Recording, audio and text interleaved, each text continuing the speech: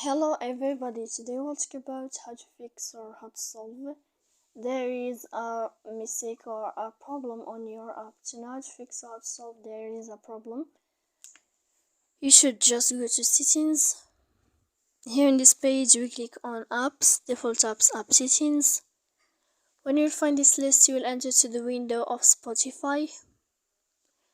When you'll find this page of app unfold, we click on force stop and we click OK.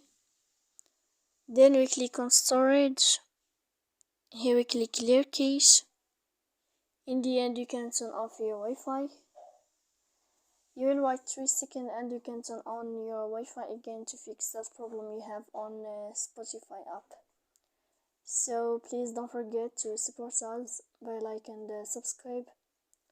See you next time in another video, and thank you for your attention and your watching.